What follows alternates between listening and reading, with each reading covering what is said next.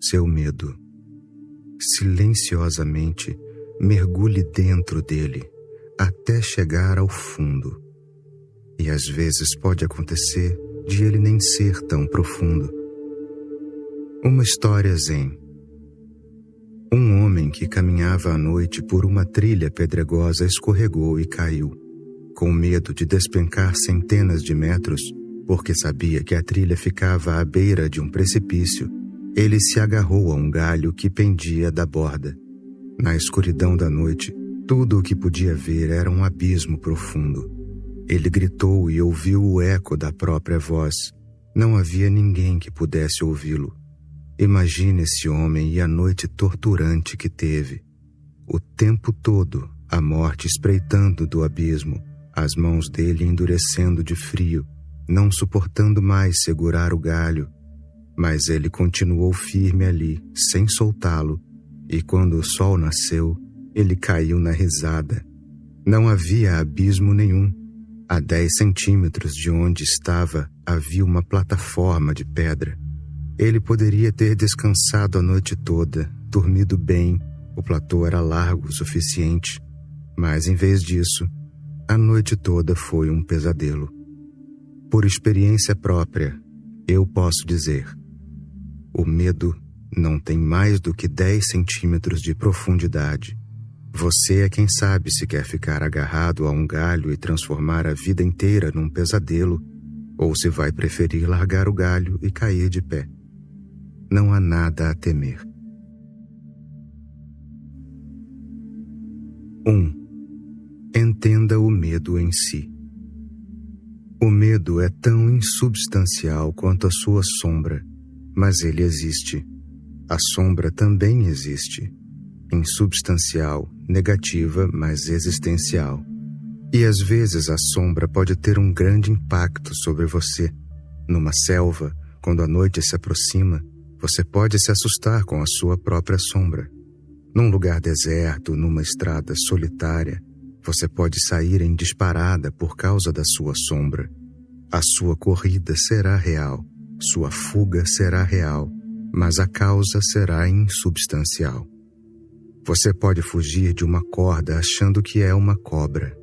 Se você voltar e olhar de perto, vai rir da idiotice da coisa toda. Mas as pessoas têm medo de ir a lugares onde existe o medo. As pessoas têm mais medo do que de qualquer outra coisa, porque a própria existência do medo abala os seus alicerces. O abalo dos alicerces é muito real. Lembre-se, o medo é como um sonho, um pesadelo. Mas mesmo depois do pesadelo, quando você já está acordado, os sintomas ainda persistem, a ressaca persiste. Sua respiração está entrecortada, você está suando, seu corpo ainda está tremendo, está quente. Agora você sabe que foi apenas um pesadelo, um sonho insubstancial, mas até esse conhecimento vai levar tempo para penetrar no âmago do seu ser. Enquanto isso, o efeito do sonho insubstancial continuará. O medo é um pesadelo. Do que é feito o medo? O medo é feito da ignorância do próprio ser. Existe apenas um medo. Ele se manifesta de muitas maneiras. Existem 1001 manifestações, mas, basicamente, o medo é um só. O medo de que, lá no fundo, eu possa não existir. E, de certa forma, é verdade. Você não existe. A divindade existe, você não. O anfitrião não existe, o hóspede é que existe. E como você está desconfiado e sua suspeita é válida, você não olha para dentro. Continua fingindo que você existe. Você sabe que, se olhar lá dentro, vai ver que você não existe. Essa é uma compreensão profunda, tácita. Não é intelectual. É existencial. Ela está em suas próprias entranhas, a sensação de que eu posso não existir. É melhor não olhar para dentro, continuar olhando para fora. Pelo menos isso mantém você no engano, mantém intacta a ilusão de que eu existo. Mas como esse sentimento da sua existência é falso, ele causa medo. Você sabe que qualquer coisa pode destruí-lo, qualquer encontro profundo pode abalá-lo. Ele pode ser abalado pelo amor, pode ser abalado por uma doença grave, pode ser abalado ao ver alguém morrer. Ele pode ser abalado de muitas maneiras, ele é muito frágil. Você o está de alguma forma manipulando-o ao não olhar para dentro. Mullah Nasruddin estava viajando de trem. O cobrador chegou pedindo a passagem. Nasruddin olhou em todos os bolsos, em todas as malas, e não encontrou. Já estava suando e ficando cada vez mais nervoso. E então o cobrador sugeriu: Senhor, ainda não olhou num dos seus bolsos. Por que não olha dentro dele? Mullah Nasruddin respondeu: Por favor, nem me fale nesse bolso. Não vou olhar dentro dele. É a minha última esperança. Se eu olhar nesse bolso e não encontrar a passagem, então é porque a perdi e não tenho mais onde procurar. Não posso olhar nesse bolso. Posso olhar em qualquer lugar, mas esse bolso é a minha segurança. Ainda espero que a passagem possa estar dentro dele. Eu o deixei de lado de propósito, não vou nem tocar nele. Encontre ou não a passagem, não vou olhar nesse bolso. Esta é a situação do ego também. Você não olha para dentro porque essa é a sua última esperança. Quem sabe talvez ele esteja lá, mas se olhar, a sua intuição diz que ele não está. Esse falso ego que você criou por não olhar para dentro, por olhar continuamente para fora, é a causa do medo. Você vai ter medo de todos esses espaços em que tem de olhar. Você vai ter medo da beleza, porque a beleza simplesmente atira você dentro de si. Um belo pôr do sol e todas aquelas cores luminosas nas nuvens, e você vai ter medo de olhar para ele porque essa grande beleza certamente vai fazê-lo se voltar para dentro. Uma beleza tão grande interrompe o seu pensamento. Por um instante, a mente fica tão embevecida que se esquece de como pensar, de como continuar remoendo os pensamentos. A conversa interior se detém, se interrompe num solavanco e de repente você mergulha dentro de si. As pessoas têm medo da boa música. As pessoas têm medo de uma grande poesia. As pessoas têm medo da intimidade profunda. Os casos de amor são apenas casos passageiros. Os amantes não se aprofundam um no outro, porque, se fizerem isso, o medo aparece. O poço existencial da outra pessoa irá refletir o seu. Nesse poço, nesse espelho do ser do outro, se você não se encontrar, se o espelho permanecer vazio, se ele não refletir nada, então como vai ser? As pessoas têm medo do amor. Elas só fingem, só continuam fazendo joguinhos em nome do amor. Têm medo da meditação. Mesmo em nome da meditação, no máximo vão praticar novas formas de pensar. Isso é que é a meditação transcendental do Yogi Maharishi Mahesh. Não é nem meditação nem transcendental. É simplesmente entoar um mantra. E entoar um mantra não é nada mais que um processo de pensamento. É pensamento concentrado. É mais um novo dispositivo. Um dispositivo para não meditar. As pessoas estão repetindo orações cristãs, orações muçulmanas, orações hindus. Todas elas são maneiras de evitar a meditação. Elas não são meditações, lembre-se. A mente é tão astuta que, em nome da meditação, criou muitos fenômenos falsos. Meditação é quando você não está fazendo nada, quando a mente não está em ação. Essa imobilidade da mente é meditação. Não há nenhum cântico, nenhum mantra, nenhuma imagem, nenhuma concentração. A pessoa simplesmente existe. Nesse existir, o ego desaparece, e com o ego, a sombra do ego desaparece. Essa sombra é o medo. O medo é um dos problemas mais importantes deste mundo. Todo ser humano tem que passar por ele e tem de chegar a uma certa compreensão do assunto. O ego causa o medo de que um dia você possa morrer. Você continua enganando a si mesmo, dizendo que a morte só acontece aos outros, e de certa forma você está certo.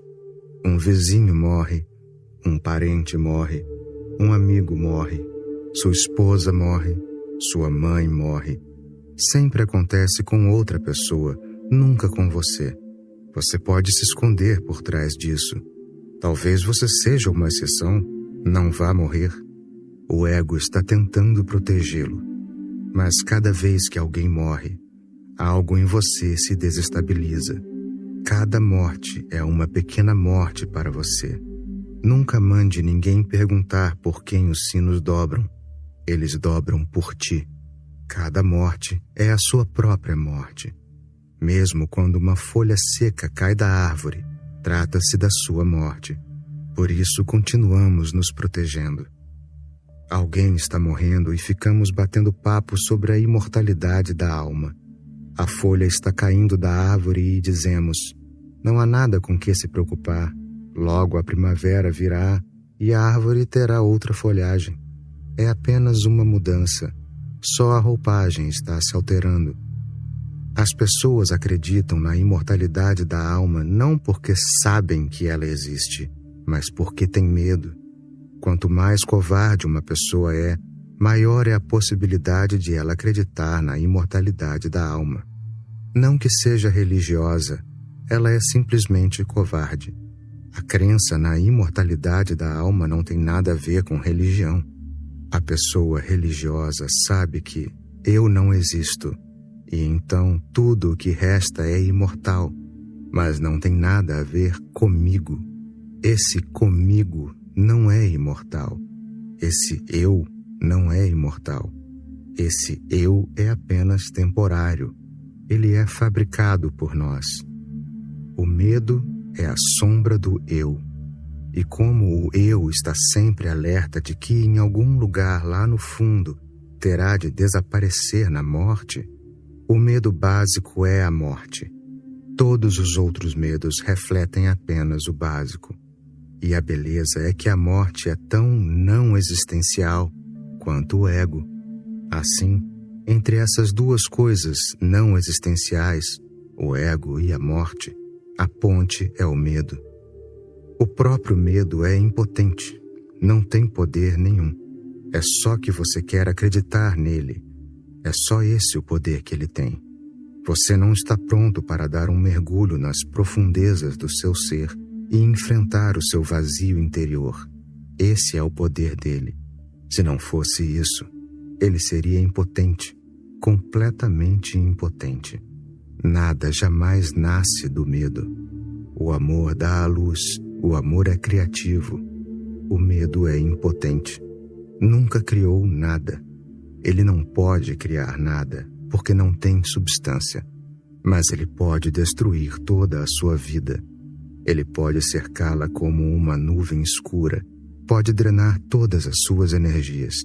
Ele não permitirá que você mergulhe em nenhuma experiência profunda de beleza, poesia, amor, alegria, celebração, meditação.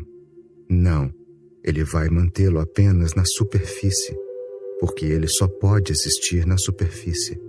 Ele é uma marola na superfície. Mergulhe em si mesmo, olhe lá no fundo. E se estiver vazio, qual o problema? Isso só indica que essa é a nossa natureza. É o que somos.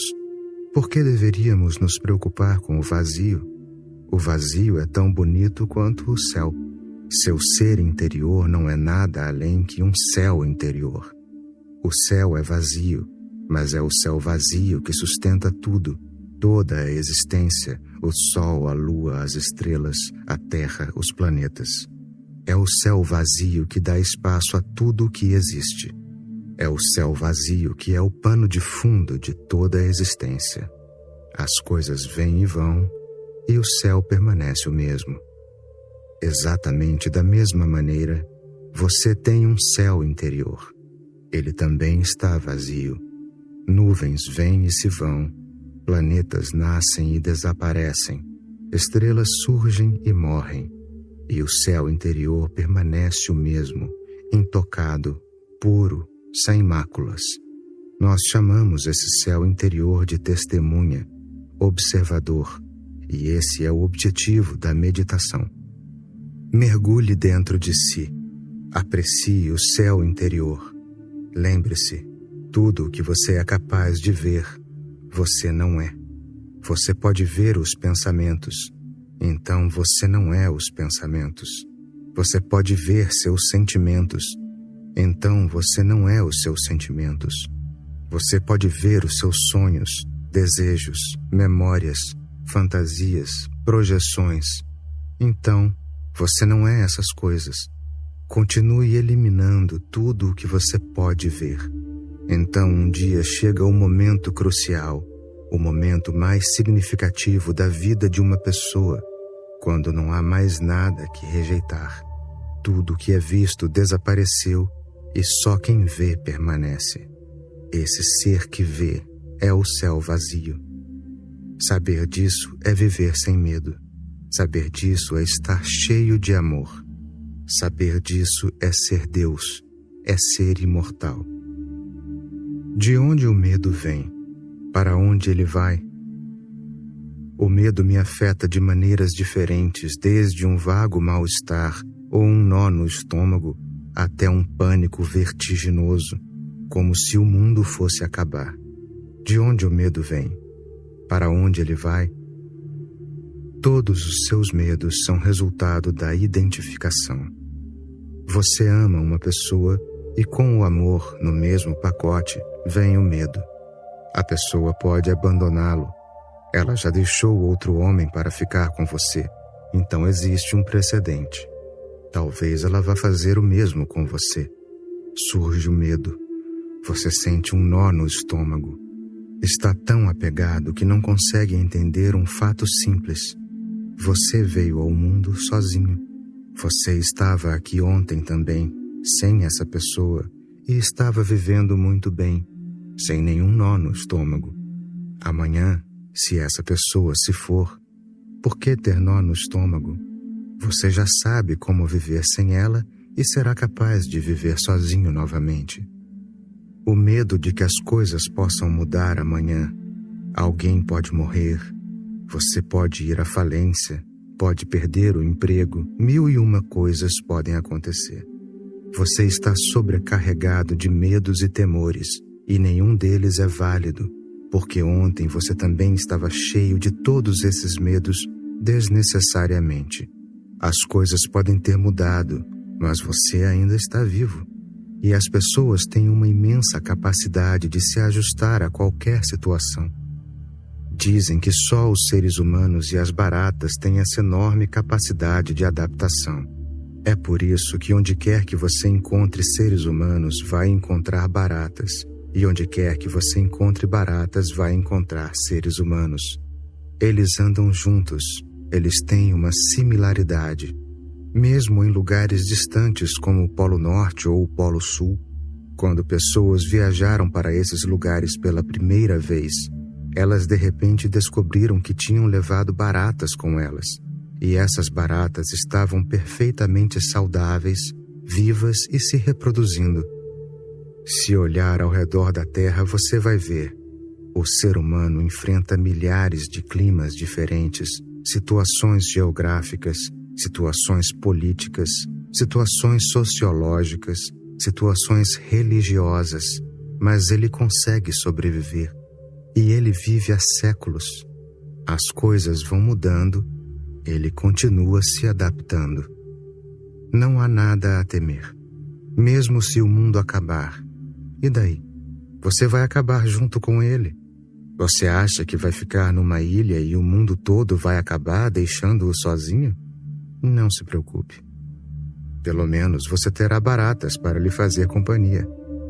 Qual o problema se o mundo acabar? As pessoas têm me perguntado sobre isso muitas vezes. Mas qual é o problema? Se ele acabar, vai acabar e pronto. Isso não é nenhum problema, porque não vamos estar mais aqui. Teremos acabado junto com ele e não haverá ninguém com que se preocupar. Será realmente uma libertação total do medo. O fim do mundo significa o fim de todos os problemas, de toda perturbação, de todos os nós no estômago. Eu não vejo problema nenhum. Mas sei que todo mundo está cheio de medo. Todo mundo tem uma espécie de armadura, e há razões para isso. Em primeiro lugar, a criança nasce completamente indefesa, num mundo do qual ela nada sabe. Naturalmente, ela tem medo do desconhecido que vai enfrentar. Ainda não esqueceu aqueles 9 meses de absoluta segurança, quando não havia nenhum problema, nenhuma responsabilidade, nenhuma preocupação com o amanhã. Para nós são 9 meses, mas para a criança é uma eternidade. Ela não sabe nada do calendário, não sabe nada de minutos, horas, dias, meses. Ela viveu uma eternidade em segurança absoluta, sem nenhuma responsabilidade, e então, de repente, é atirada num mundo desconhecido, onde depende dos outros para tudo. É natural que sinta medo. Todo mundo é maior e mais poderoso, e ela não pode viver sem a ajuda dos outros. Ela sabe que é dependente, que perdeu a sua independência, a sua liberdade. A criança é fraca, vulnerável, insegura. Automaticamente ela começa a criar uma armadura, uma proteção para si mesma de diferentes maneiras. Por exemplo, ela tem que dormir sozinha. Está escuro e ela está com medo, mas tem seu ursinho de pelúcia e se convence de que não está sozinha. O amigo está com ela.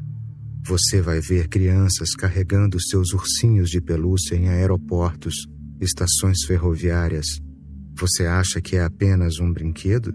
Para você é, mas para a criança é um amigo, e um amigo quando ninguém mais está presente para ajudá-la.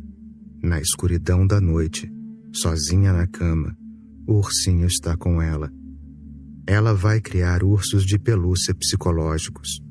E lembre que, embora um homem adulto possa pensar que não tem ursinhos de pelúcia, está enganado.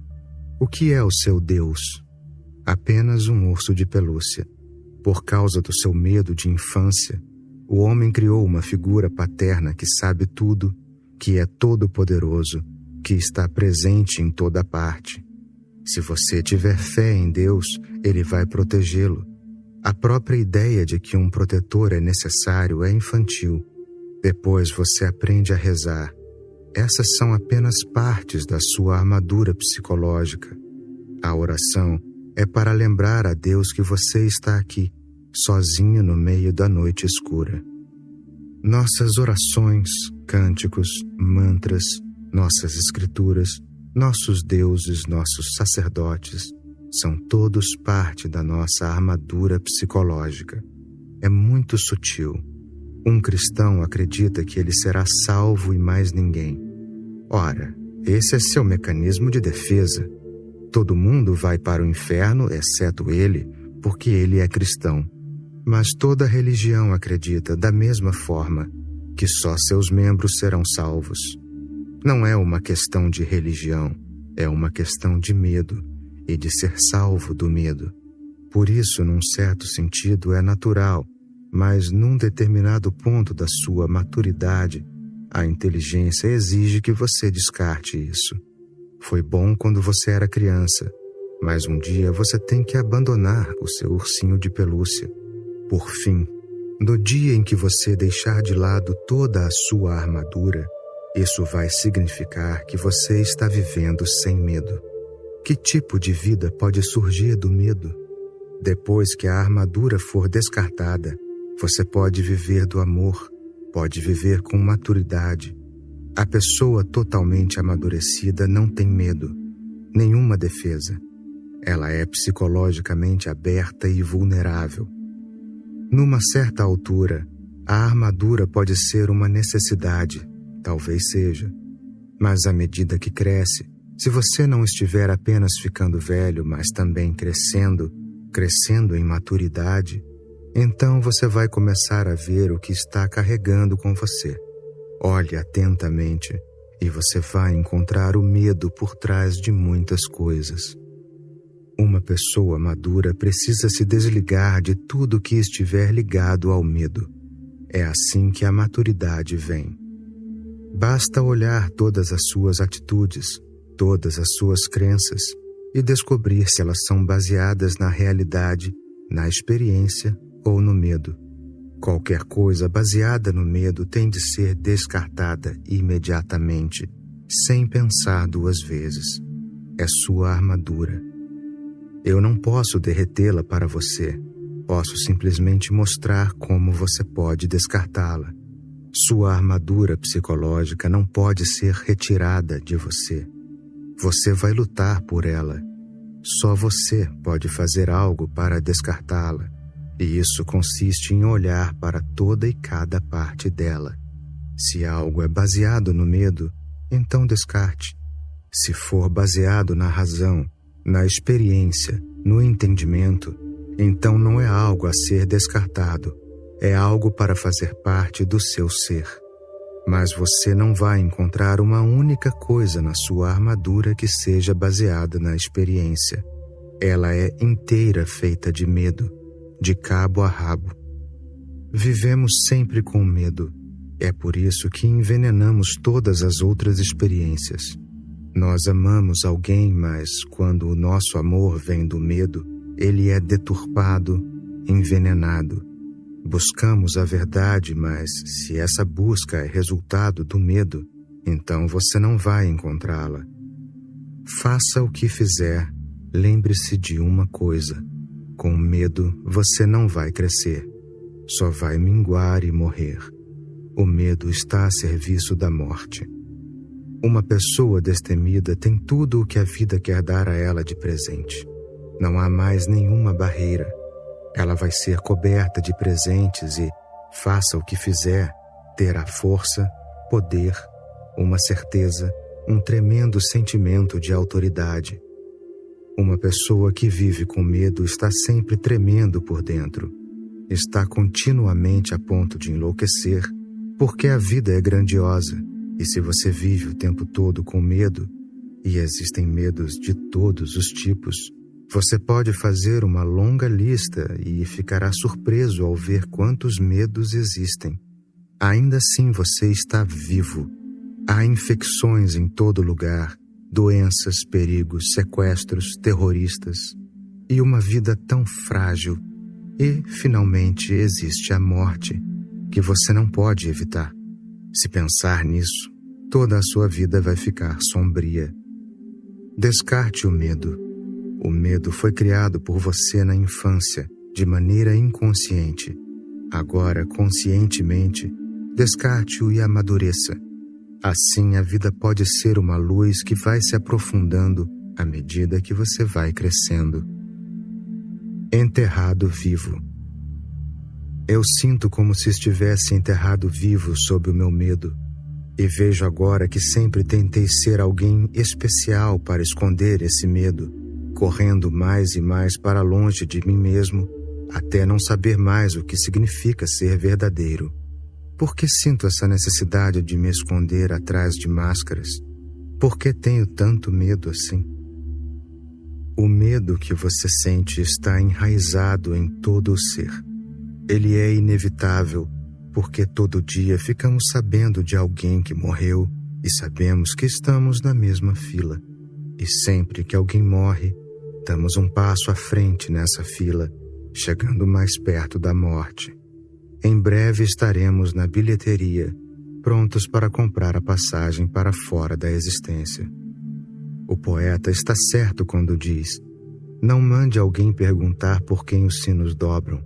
Eles dobram por ti. Quando alguém morre, há uma antiga tradição. Nas igrejas, os sinos começam a tocar para avisar toda a aldeia de que alguém morreu. Venham de suas fazendas, seus jardins, seus pomares. É um aviso de que alguém morreu e é preciso fazer a última despedida. Mas o poeta tem toda a razão. Não mande ninguém perguntar por quem os sinos dobram. Eles dobram sempre por ti. Sempre que alguém morre, você é lembrado mais uma vez de que é um ser mortal, de que a morte pode se apossar de você a qualquer momento. Esse é o medo básico. Todos os outros medos são reflexos dele. Se você for a fundo em qualquer medo, vai encontrar o medo da morte. Você está perguntando: eu sinto que estou enterrado vivo sob o meu medo. Todo mundo está na mesma situação. Você tem sorte de ter tomado consciência, porque se tem consciência, pode sair disso. E se não tem, então não há possibilidade de sair. Você diz: eu sempre tentei ser alguém especial para esconder esse medo, correndo mais e mais para longe de mim mesmo, até não saber mais o que significa ser verdadeiro. Você acha que as pessoas que são especiais estão fazendo o quê? Os presidentes e os primeiros ministros, e os reis e rainhas, você acha que eles estão em outro barco? Basta olhar ao redor, e você vai vê-los no mesmo barco.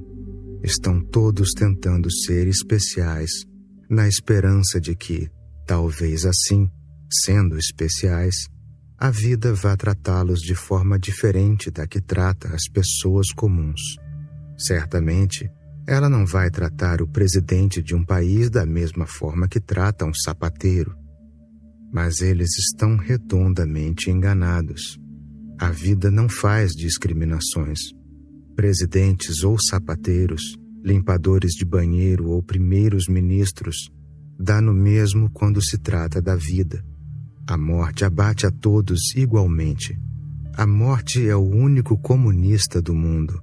Ela não se importa se você tem dinheiro ou se é um mendigo, se você é instruído ou não.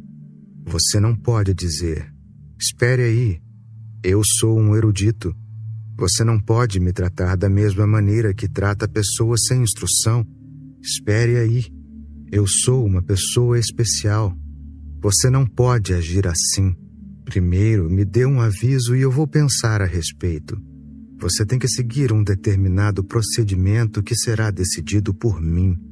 Se você é um membro respeitado da comunidade ou apenas um cão sem dono, não faz diferença. A morte chega e torna todo mundo igual. Mas a esperança é que, se você for especial, a existência irá tratá-lo com um pouco mais de bondade, um pouco mais de compaixão. Ela vai pensar 2 vezes. O homem é ganhador do prêmio Nobel. É preciso deixar que viva mais um pouco. O pobre homem é um grande artista. Você não pode fazê-lo bater as botas como faz com todo mundo. Esse é o desejo oculto, a esperança inconsciente, a razão por que todo mundo continua tentando ser especial. Mas é uma absoluta tolice e um total absurdo. Basta olhar para trás. O que aconteceu com os milhões de reis e milhões de rainhas que eram tão poderosos? Diante da morte, todo mundo é impotente. Nas escrituras jainistas há uma história muito bonita. Na Índia, existe o mito de que, se um homem receber o título de conquistador do mundo, ele tem um nome especial. Não é um rei comum, nem mesmo um imperador. Ele é chamado de Chakravartin. Isso significa que a roda da sua carruagem pode se mover ao redor da terra, para qualquer lugar, e ninguém pode impedi-lo. Ele é todo-poderoso, e o mito diz que no céu os Chakravartins são tratados com especial deferência. Existe uma montanha de ouro no céu. O Himalaia não passa de um brinquedinho em comparação com a montanha dourada do céu chamada Sumeru. Somente os Chakravartins têm o privilégio especial de gravar seu nome na Sumeru. E quando esse tal Chakravartin morreu, ele estava tão animado.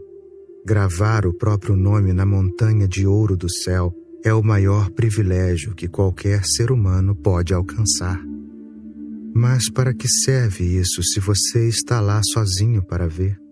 Então esse homem decretou que toda a sua corte, sua rainha, seus amigos, seus generais, deveria se suicidar ao mesmo tempo, assim que ele morresse, para que todos chegassem juntos ao céu.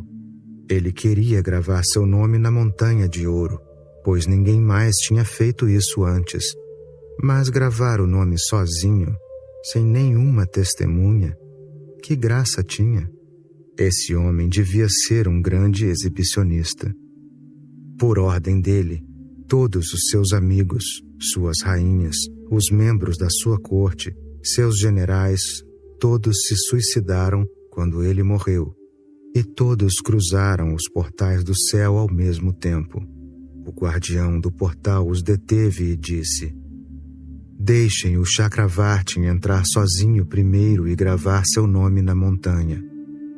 Mas eles disseram: Nós nos suicidamos com um único propósito. Queremos que o nosso Chakravartin grave seu nome diante de todos nós. Suas rainhas estão aqui, seus generais estão aqui, seus sábios conselheiros estão aqui, seus ministros estão aqui. Até sacrificamos nossa vida apenas para vê-lo gravar seu nome. Não podem nos impedir de entrar. Mas o porteiro disse ao Chakravartin: Ouçam o meu conselho. Sou guardião há séculos e antes de mim meu pai e antes dele meu avô. Este cargo é ocupado pela minha família desde o início dos tempos. E meus anciãos me disseram: Nunca deixe que nenhum Chakravartin vá até a montanha na frente de outras pessoas, porque ele vai se arrepender amargamente depois. Mas os Chakravartins todos insistem. Você não é o primeiro que traz um exército inteiro consigo. Quase todos os Chakravartin fazem a mesma coisa. Por isso, eu simplesmente quero que você se lembre de que vai se arrepender se eu permitir que essas pessoas entrem com você. Não há problema, você tem tempo para pensar. Você é novo, não sabe como vai ser a experiência. Tenho visto muitos Chakravartins indo e vindo, e todos eles me agradecem depois e dizem: Você foi muito gentil, impedindo que todo mundo entrasse, me convencendo a entrar sozinho. O Chakravartin pensou: O que vou fazer? Porque eu não sei o que vai realmente acontecer. E este homem parece verdadeiro e sincero, e ele não tem nenhuma razão para me impedir sem necessidade. Talvez seja melhor ouvir seus conselhos. Então ele deteve todo mundo no portão, pegou os instrumentos com o guardião do portal para gravar seu nome no ouro e atravessou o umbral em direção à montanha. Ele mal pôde acreditar. Tanta beleza. Até onde seus olhos alcançavam, havia ouro e mais ouro. Picos tão altos que o Himalaia, certamente, perto daquela montanha, parecia um brinquedo. Quando chegou mais perto do lugar onde gravaria seu nome, ficou chocado ao ver que não havia espaço. A montanha inteira estava assinada, porque estamos aqui há uma eternidade. Milhões e milhões de Chakravartins já morreram. Esse homem estava pensando: eu sou muito especial. E não havia nenhum espacinho naquela imensa montanha. Ele andou por ali e constatou que não havia espaço em nenhum lugar. Então se deparou com o guardião da montanha que disse: Não desperdice o seu tempo. Mesmo que você procure por 1 milênio, não vai encontrar nenhum espaço vazio. Já foi tudo preenchido. Por séculos eu tenho servido aqui. Meu pai serviu aqui. Desde o início dos tempos, a minha família tem feito este trabalho. E eu ouvi dos meus antepassados a mesma história, que sempre que um Chakravartin chegava, não havia espaço. Então, a única maneira é apagar um dos nomes e gravar o seu no lugar, e esquecer tudo sobre ser especial. Esta é uma vasta existência. É por isso que o guardião do portal impediu a entrada das pessoas que você trouxe. Diante de todas aquelas pessoas, você teria ficado com o orgulho ferido. Você pode simplesmente apagar outro nome. Eu vou ajudar. Estou aqui para isso. Toda a alegria se foi, toda a emoção se foi, e o Chakravartin disse ao homem: isso significa apenas que alguém vai chegar amanhã e apagar o meu nome também. O guardião da montanha disse: isso, é claro, vai acontecer, porque do contrário não haveria mais espaço. Não podemos criar outra montanha. Todo o ouro do céu foi usado nesta. Você simplesmente grava seu nome e, ao voltar ao portão, pode sair com a cabeça erguida e gabar-se disso. Ninguém vai saber, porque eu não vou contar a ninguém. Basta ir e vangloriar-se, dizendo que toda a montanha estava vazia. Mas o Chakravartin era um homem de certa integridade e honestidade. Ele disse: isso eu não posso fazer. Nem posso apagar nenhum nome para abrir espaço para o meu. Não vou gravar meu nome. É total estupidez. Ele voltou e disse ao guardião do portal: sou grato a você e vou dizer ao meu povo pelo que sou grato. Vou espalhar a notícia pelo mundo, porque muitas dessas pessoas se suicidaram. Elas terão que nascer de novo. Não podem ficar no céu. Vou me esforçar ao máximo para enviar a mensagem ao mundo. Não desperdicem a sua vida tentando conquistar o mundo para gravar seu nome na montanha de ouro do céu. Não há espaço. Primeiro você vai ter que apagar o nome de outra pessoa, o que é muito feio. E depois você terá que gravar o seu no lugar. E amanhã alguém vai apagar o seu nome. Tudo isso é uma enorme estupidez. Estou chocado, mas cheguei a uma grande constatação. Ninguém deve querer ser especial, porque a existência não considera ninguém especial, superior ou inferior. Seu medo está levando você a tentar ser especial, mas isso não vai mudar nada. A única maneira de descartar o medo é, em vez de desperdiçar a sua energia tentando ser especial, investi-la na tarefa de ser você mesmo. Apenas descubra-se, porque na tentativa de ser especial, você está se afastando cada vez mais de si mesmo. O fato de você estar absolutamente consciente disso é bom. Quanto mais distante você estiver de si mesmo, mais longe estará de conhecer a verdade de que você é imortal, de que a morte não existe. Depois que você reconhece a sua imortalidade, a morte desaparece. E com a morte, todos os medos evaporam no ar. Mas você não se torna alguém especial. Você vai continuar correndo para mais e mais longe de si mesmo, em busca de algo que possa tirar o seu medo, a sua paranoia, a sua morte.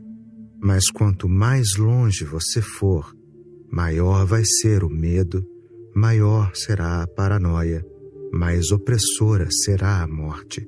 É melhor ir para dentro de si e encontrar o seu ser verdadeiro. Essa é uma lógica simples, uma aritmética simples.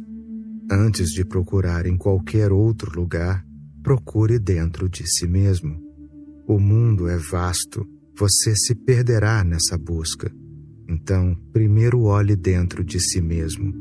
Talvez o que você procura já esteja lá.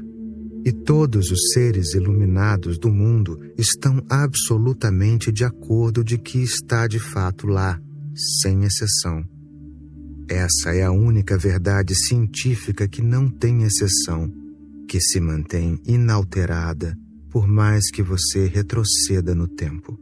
Você vai descobrir que aqueles que conheciam a si mesmos sempre a declararam: nós somos imortais, nós não morremos, a vida não tem fim. Então, primeiro, vá para dentro.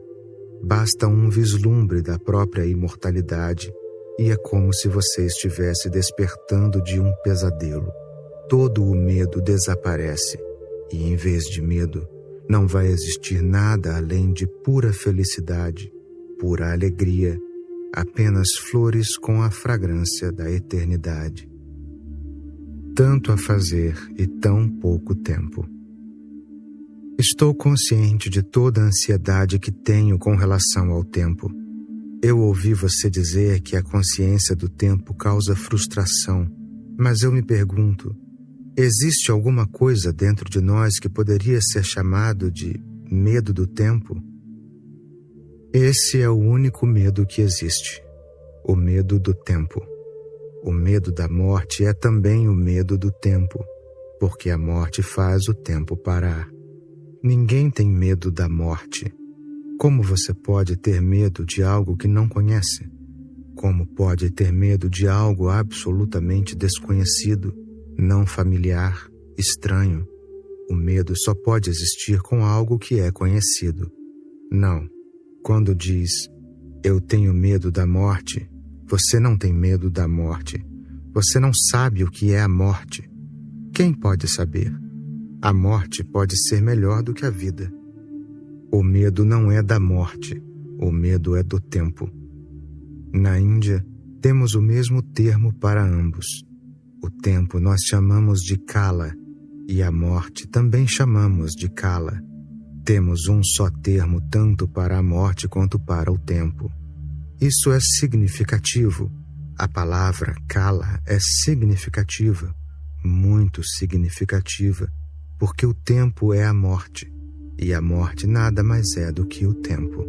A passagem do tempo significa que a vida está passando. O medo surge. No Ocidente, o medo é mais agudo, quase se tornou crônico.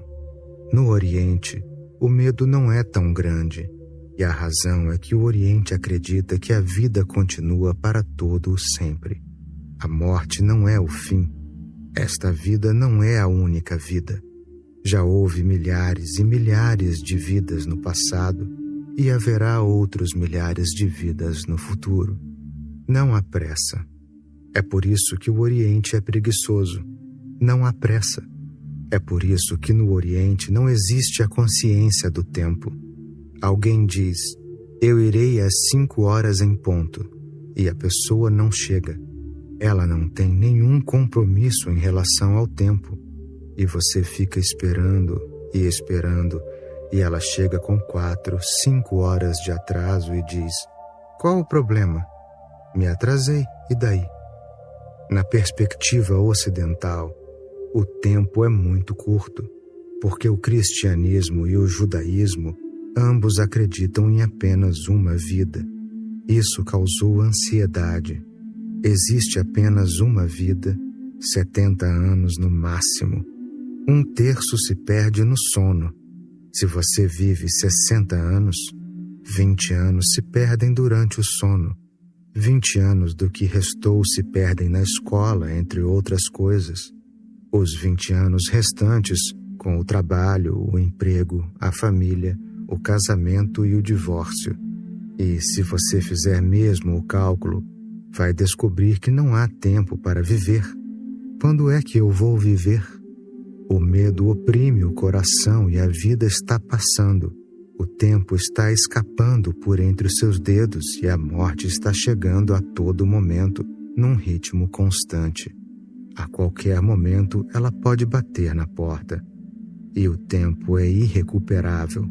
Ele se vai para sempre. Medo, ansiedade, neurose com relação ao tempo, tudo isso está se tornando crônico. É quase como se fosse uma segunda natureza da mente ocidental, continuamente alerta de que o tempo está se esvaindo e com medo.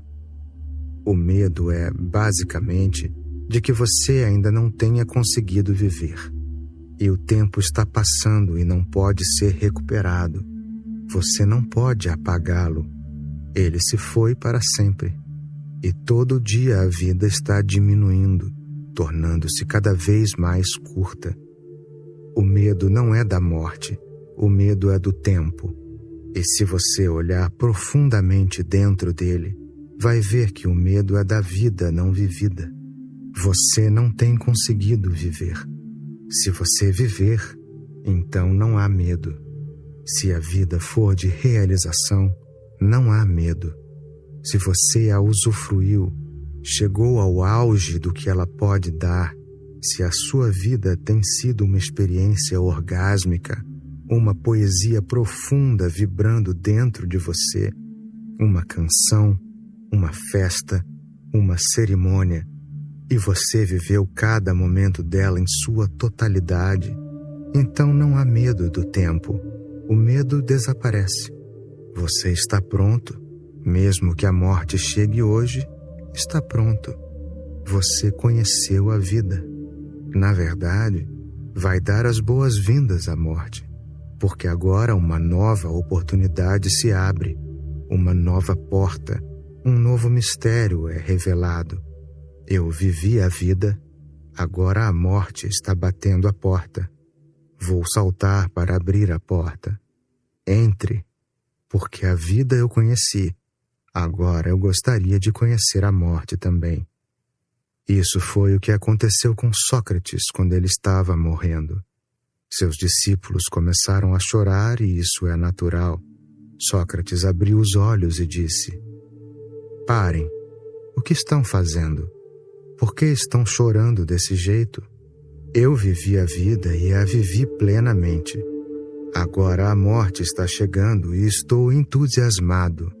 Estou esperando com tanto amor e expectativa, com esperança. Uma nova porta se abre, a vida revela um novo mistério." Alguém perguntou: "Não está com medo?" Sócrates disse: "Não vejo por que ter medo da morte. Em primeiro lugar, não sei o que vai acontecer. E em segundo lugar, só há duas possibilidades. Ou vou sobreviver, então não há por que ter medo, ou não vou sobreviver, então também não há por que ter medo. Se eu não sobreviver, não há problema. Se eu não existir, não pode haver nenhum problema. E se eu sobreviver, como estou aqui agora, se a minha consciência sobreviver, não há problema, porque eu ainda existirei.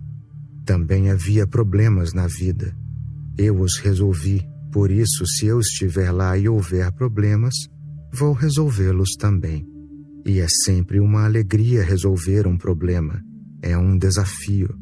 Você olha o desafio e se atira nele, e quando o resolve, sente uma grande felicidade. O medo da morte é o medo do tempo, e o medo do tempo é, lá no fundo, o medo de momentos não vividos, de uma vida não vivida. Então, o que fazer? Viva mais e viva mais intensamente. Viva perigosamente. É a sua vida. Não a sacrifique porque algum tipo de loucura foi ensinada a você. É a sua vida. Viva-a. Não a sacrifique por causa de palavras, teorias, países, política. Não a sacrifique por ninguém.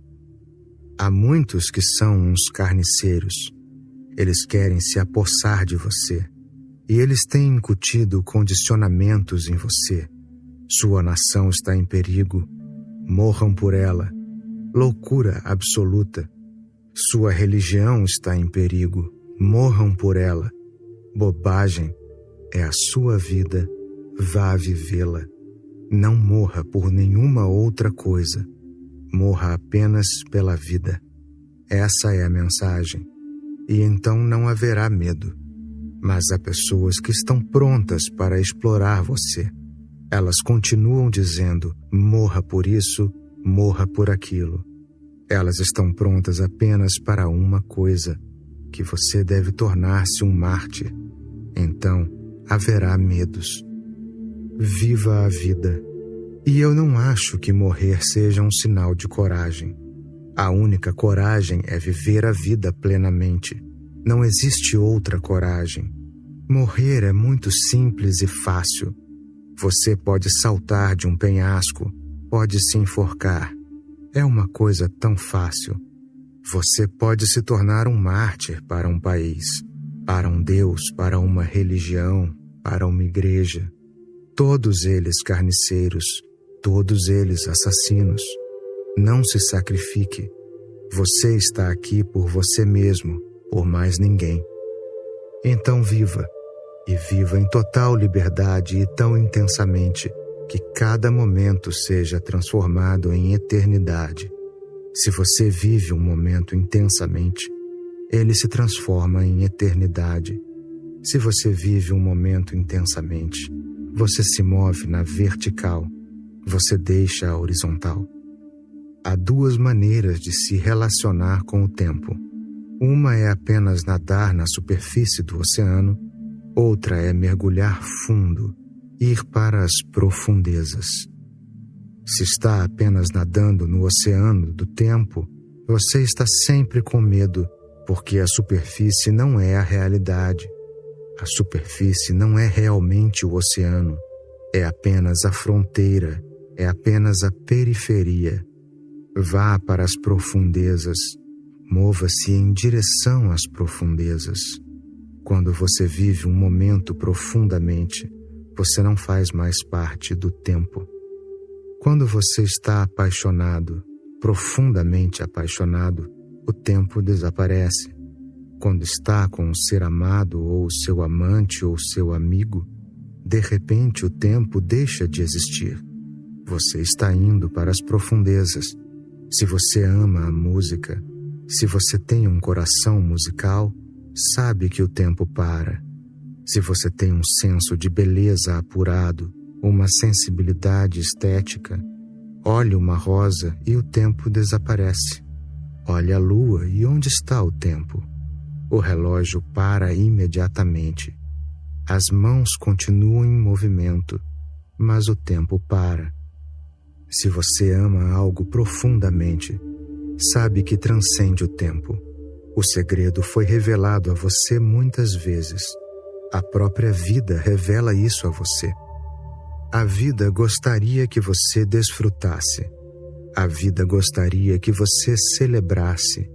A vida gostaria que você participasse tão profundamente que não houvesse arrependimento com relação ao passado, que você não se lembrasse do passado porque, sempre que você vai mais e mais fundo, a vida fica mais bela, mais extasiante, uma experiência de pico, e pouco a pouco, à medida que você entra em sintonia com o pico, ele se torna a sua morada. É assim que vive um homem iluminado. Ele vive totalmente e um momento por vez. Alguém perguntou a um mestre Zen: desde a iluminação, o que você tem feito? Ele disse: eu carrego água do poço, corto lenha na floresta. Quando sinto fome, eu como, e quando estou com sono, eu durmo. Nada mais do que isso. Mas, lembre-se bem, quando um homem que chegou a uma profunda compreensão do seu próprio ser corta lenha, ele simplesmente corta lenha. Não há mais ninguém ali. Na verdade, o lenhador não está lá, apenas o corte da lenha, o corte. O lenhador não está ali porque o lenhador é o passado. Quando o homem iluminado come, ele simplesmente come. Um grande mestre Zen disse: quando estou sentado, estou sentado. Quando ando, eu ando. Acima de tudo, não titubeio. O tempo é um problema porque você não anda vivendo direito. Ele é simbólico, é sintomático. Se você vive direito, o problema do tempo desaparece. O medo do tempo desaparece. Então, o que fazer? A todo momento, seja o que for que estiver fazendo, faça isso com todo o seu ser. Coisa simples. Ao tomar banho, faça isso com todo o seu ser. Esqueça o mundo inteiro. Ao se sentar, sente-se. Ao caminhar, caminhe. Acima de tudo, não titubeie. Fique sob o chuveiro e deixe toda a existência cair sobre você. Funda-se com essas belas gotas de água caindo sobre você. Coisas pequenas, limpando a casa, preparando a comida, lavando roupa, saindo para uma caminhada matinal. Faça isso com todo o seu ser. Então, não haverá necessidade de meditação. A meditação é só uma maneira de aprender a fazer uma coisa com todo o seu ser. Depois que tiver aprendido, tiver feito de toda a sua vida uma meditação, esqueça tudo sobre meditações. Deixe que a vida seja a sua única lei. Deixe que a vida seja a sua única meditação. Então o tempo desaparece e, lembre-se, quando o tempo desaparece, a morte desaparece. Você deixa de ter medo da morte. Na verdade, você a espera com expectativa. Basta pensar no fenômeno. Se você espera a morte, como ela pode existir? Essa espera não é um suicídio. Essa espera não é patológica. Você vive a sua vida. Se você tem vivido a sua vida, a morte passa a ser o ponto mais alto da vida toda. A morte é o clímax da vida, o auge, o apogeu. Você viveu todas as pequenas ondas do comer, beber, dormir, andar, fazer amor. Ondas pequenas, ondas grandes, você viveu. Então vem a maior delas. Você morre. Você tem que viver isso também com todo o seu ser. E aí está pronto para morrer. Essa prontidão é a morte da própria morte. É assim que as pessoas descobrem que nada morre. A morte é impotente quando você está pronto para vivê-la. A morte é muito poderosa quando você tem medo. Uma vida não vivida dá poder à morte. Uma vida vivida plenamente tira todo o poder da morte. A morte deixa de existir. Compreensão é a chave. Como é possível dominar o medo ou eliminá-lo completamente? O medo não pode ser completamente eliminado, não pode ser dominado, só pode ser compreendido. Compreensão é a palavra-chave aqui. E só a compreensão traz mudança, nada mais. Se você tentar dominar o seu medo, ele vai continuar reprimido, ele vai ficar dentro de você. Isso não vai ajudar, vai complicar as coisas. Se ele estiver vindo à tona, você pode reprimi-lo. Isso é domínio. Você pode reprimi-lo e pode reprimi-lo tão profundamente que ele desaparece da sua consciência. Você nunca vai estar consciente dele, mas ele vai estar lá no porão e terá influência sobre você. Ele vai controlar você, vai manipular você, mas vai manipulá-lo de uma forma tão indireta que você não vai nem perceber. Mas o perigo ficou mais profundo. Agora você não pode nem mesmo compreendê-lo. Portanto, o medo não tem de ser dominado, não tem de ser eliminado. Ele não pode ser eliminado, porque o medo contém um tipo de energia, e a energia não pode ser destruída. Você já viu que com medo você pode ficar com uma imensa energia? Assim como quando você tem raiva. Ambos são aspectos do mesmo fenômeno energético. A raiva é agressiva e o medo é não agressivo. O medo é a raiva num estado negativo. A raiva é o medo num estado positivo. Quando está com raiva, já observou quão poderoso pode se sentir? Quanta energia você tem? Você pode atirar longe uma grande pedra quando está com raiva. Normalmente não poderia nem sequer tirá-la do lugar. Você se torna 3, 4 vezes maior quando está com raiva. Você consegue certas coisas que não pode fazer sem raiva. Ou, com medo, Você pode correr tão rápido que até mesmo um atleta olímpico ficaria com inveja. O medo dá energia. O medo é energia. E a energia não pode ser destruída. Nenhum único pingo de energia pode ser eliminado da existência. Isso tem que ser lembrado a todo instante. Caso contrário, você vai se enganar. Você não pode destruir nada, apenas mudar sua forma. Você não pode destruir uma pedrinha. Um pequeno grão de areia não pode ser destruído. Ele só pode mudar de forma. Você não pode destruir uma gota d'água. Você pode transformá-la em gelo, fazê-la evaporar, mas ela continuará existindo. Continuará em algum lugar. Não pode deixar de existir. Você não pode destruir o medo também. E as pessoas têm tentado fazer isso ao longo das eras. Têm tentado destruir o medo, tentado destruir a raiva, tentado destruir a sexualidade, tentado destruir a ganância, isso e aquilo.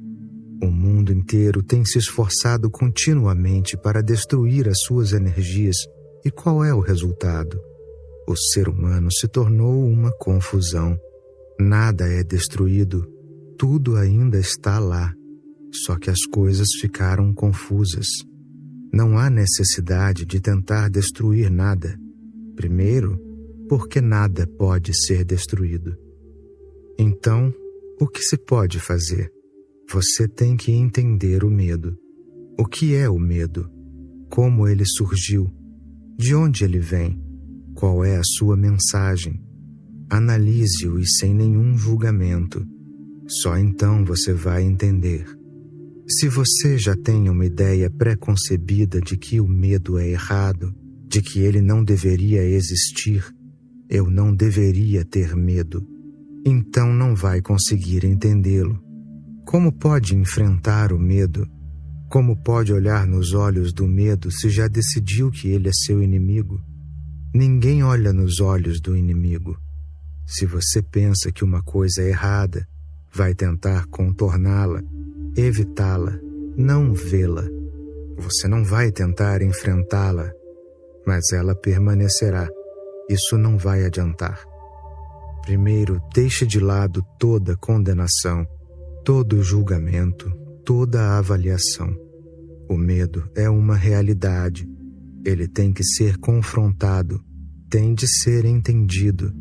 E somente através da compreensão ele pode ser transformado. Na verdade, ele é transformado através da compreensão. Não há necessidade de fazer nenhuma outra coisa. A compreensão transforma. O que é o medo?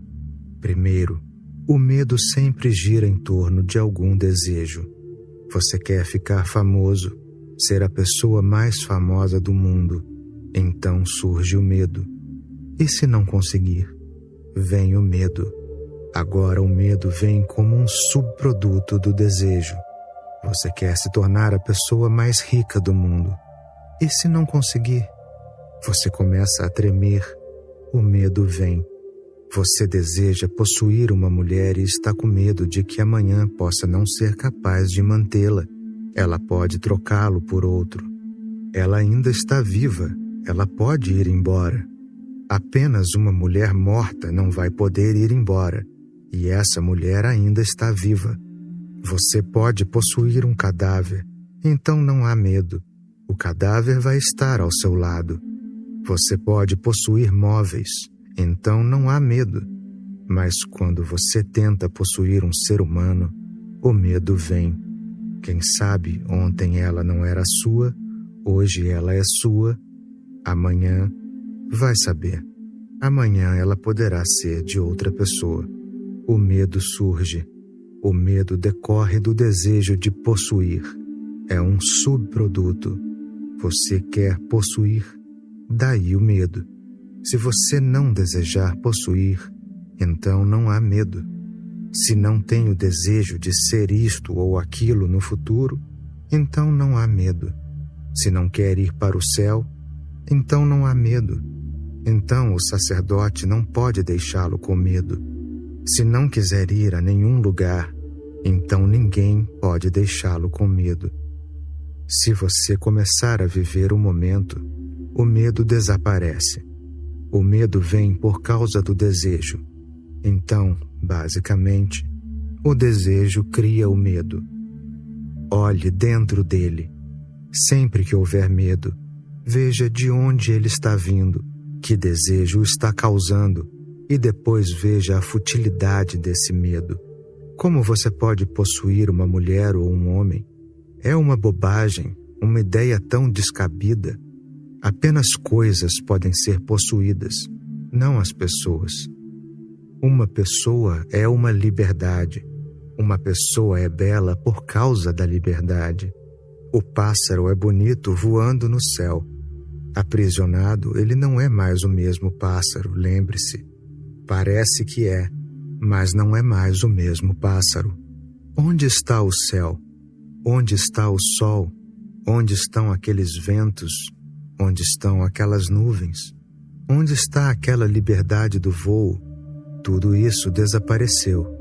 Não é o mesmo pássaro. Você ama uma mulher porque ela é livre. Então você a aprisiona. Vocês vão ao cartório e se casam.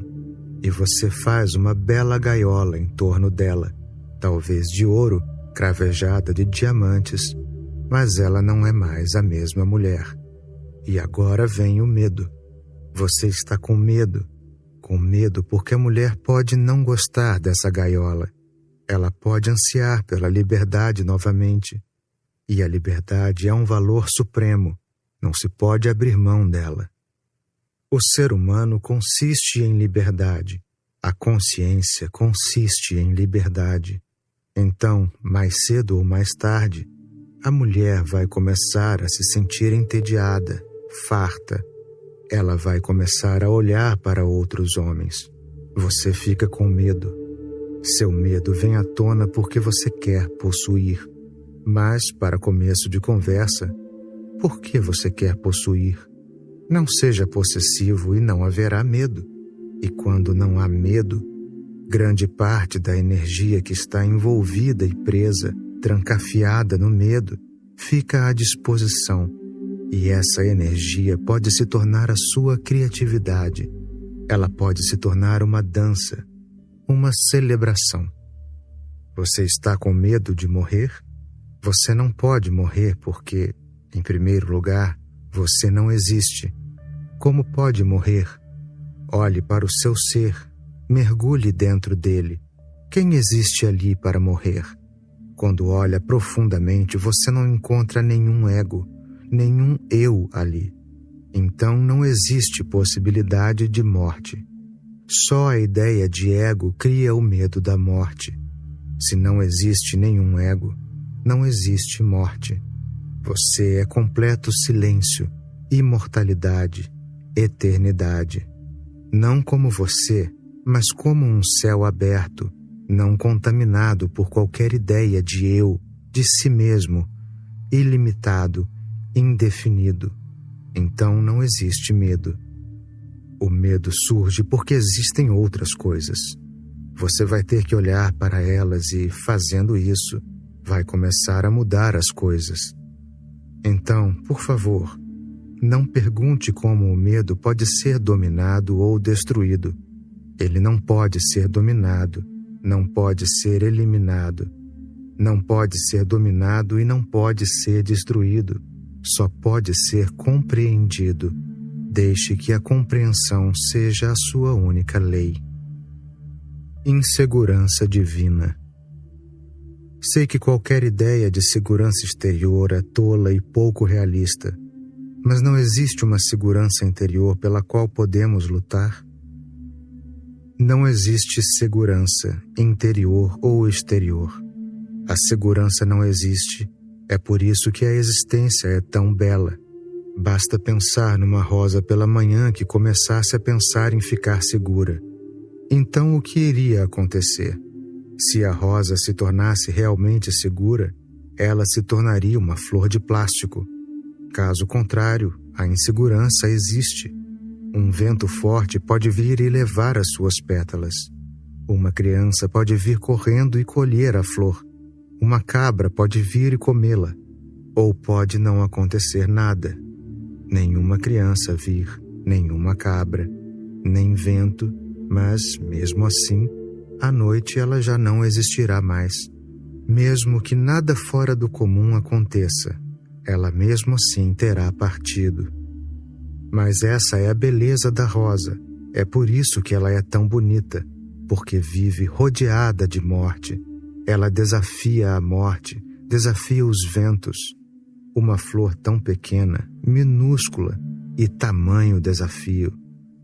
E ela se eleva acima de todas as dificuldades e perigos. Mesmo que seja apenas por alguns minutos ou algumas horas, não faz diferença. O tempo que ela viveu é irrelevante. A rosa teve seu dia.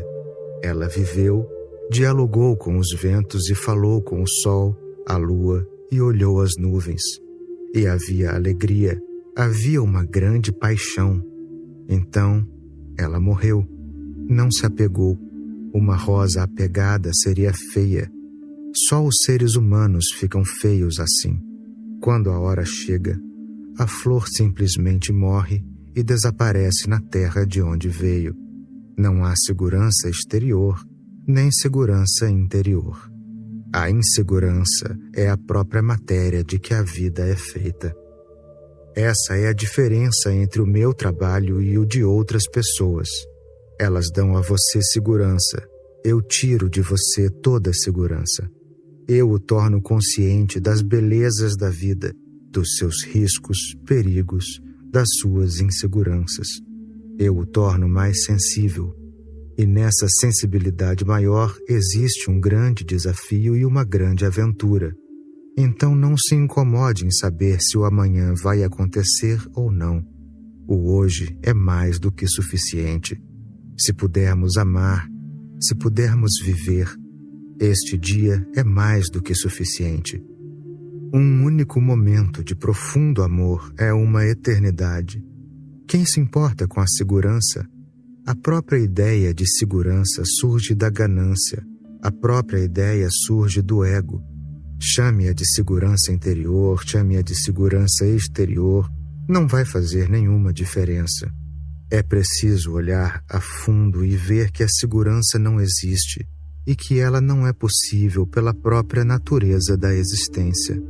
Neste exato momento, uma grande revolução está acontecendo no seu ser. Você está passando por uma metamorfose.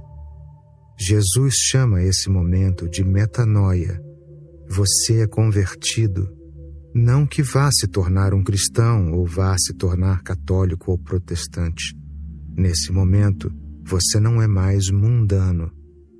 Buscar segurança é ser mundano. Viver na insegurança como uma rosa é ser espiritual. A segurança é deste mundo. A insegurança é do divino. 2. Morrer de medo.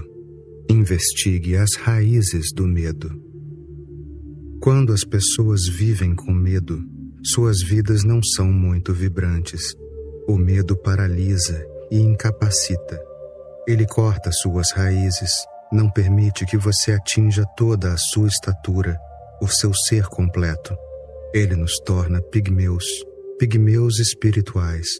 Para cumprir nosso destino, é preciso muita coragem, é preciso destemor, e o destemor é a qualidade mais espiritual de todas. As pessoas que estão cheias de medo não conseguem ir além do conhecido. O conhecido dá uma espécie de conforto, de segurança, pois é conhecido. A pessoa está perfeitamente consciente, sabe lidar com ele. Pode estar quase dormindo e mesmo assim saber lidar com ele. Não há necessidade de ficar acordada. Essa é a conveniência do conhecido. No momento em que cruza a fronteira do conhecido, o medo surge, porque agora você vai ser ignorante. Agora você não vai saber o que fazer e o que não fazer. Agora você não vai estar tão seguro de si mesmo. Agora os erros podem ser cometidos. Você pode se extraviar. Esse é o medo que detém as pessoas apegadas ao conhecido. E depois que uma pessoa está presa ao conhecido, ela está morta. A vida só pode ser vivida perigosamente. Não há outra maneira de vivê-la. É somente através do perigo que a vida atinge a maturidade, o crescimento. É preciso ser aventureiro, sempre pronto a arriscar o conhecido em favor do desconhecido. E depois que a pessoa prova as alegrias da liberdade e do destemor, nunca se arrepende, porque sabe o que significa viver ao máximo. Sabe o que significa queimar a tocha da vida pelos dois lados. E até mesmo um único instante dessa intensidade é mais gratificante do que toda a eternidade de uma vida medíocre. A pessoa tem medo da morte porque ela não tem consciência do que é a vida.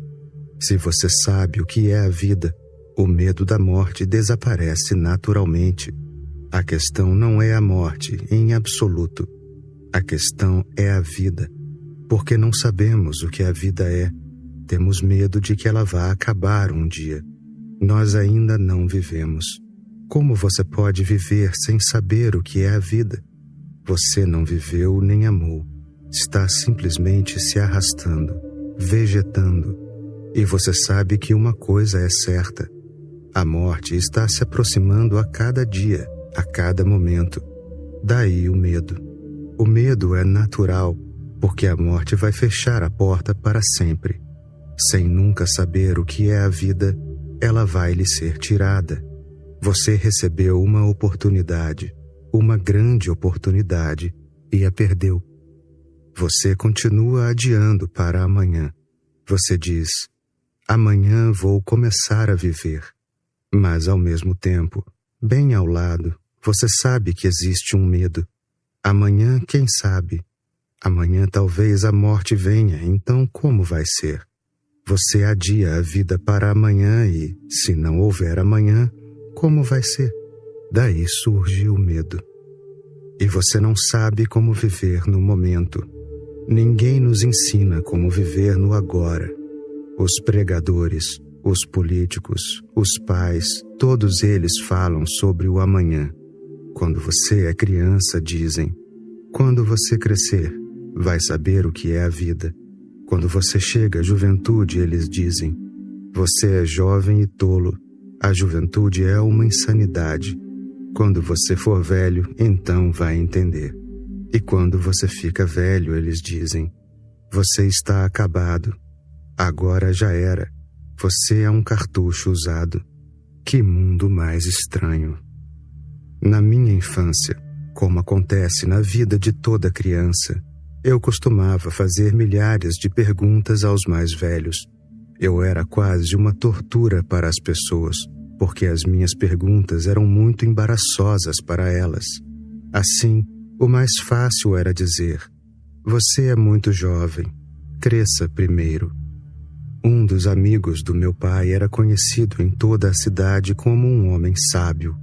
Eu ia com meu pai visitá-lo e costumava bombardeá-lo de perguntas mais do que a qualquer outra pessoa. Ele sempre dizia, espere, você é muito jovem e suas perguntas são muito complicadas. Quando for um pouco mais crescido, vai conseguir entender. Um dia eu pedi a ele, você pode, por favor, me dar por escrito o ano em que vou ser crescido? Então vou fazer a você essas perguntas, porque é difícil entender. Sempre que pergunto, e eu tenho feito isso há pelo menos 5 anos, você sempre diz a mesma coisa. Quando você crescer, você pode continuar me dizendo isso para sempre. Então, só escreva o ano no papel e assine. Eu vi que a mão dele estava tremendo. Perguntei, por que a sua mão está tremendo? Porque está com medo? Se sabe com que idade uma pessoa passa a ser capaz de compreender, escreva isso no papel. Se disser aos 20 anos, vou perguntar aos 21. Vou te dar 1 ano de lambuja. Então ele escreveu: 21 anos. Então eu disse: ok, só vou voltar quando estiver com 22. Ele deve ter pensado: pelo menos por enquanto o problema está resolvido. Quem sabe se vai voltar mesmo? Depois que tiver 22, na época eu devia ter cerca de 14 anos. Logo que fiz 22 anos, fui atrás dele e cheguei acompanhado de um monte de gente. Eu tinha reunido muitas pessoas para ir comigo e disse a ele: aqui está a sua carta. Agora responda. Ele disse: você é mesmo uma chateação. Por que trouxe todas essas pessoas? Eu disse: só para testemunhar que você está me enganando. E não está enganando só a mim, como isso vem acontecendo com todo mundo. As pessoas mais velhas ficam, todas, enganando os jovens, dizendo a eles amanhã, e o amanhã nunca chega. Agora tenho 22 anos de idade, e você escreveu 21 anos no papel. Eu lhe dei mais um ano para o caso de eu não ser muito inteligente e precisar crescer mais um pouco. Mas agora eu não vou embora. Vou ficar aqui até que todas as minhas perguntas tenham sido respondidas. Ele disse: para dizer a verdade, eu não sei coisa nenhuma. E por favor, não me pergunte novamente. Me perdoe, você tem razão. Eu estava mentindo para você. Por que você mentiu para uma criança? Perguntei a ele. Como você pôde mentir para uma criança que estava perguntando com tanta inocência, que confiava em você, e você a enganou? Você não sabe se Deus existe ou não, mas ficava me dizendo que Deus existe e que eu conseguiria entender mais tarde. Na mesma hora percebi que você não entendia nada. Você não sabe nada sobre Deus. Está apenas repetindo as coisas como um papagaio. Mas esta é a situação. Os professores não sabem. Os mestres não sabem. Os padres não sabem.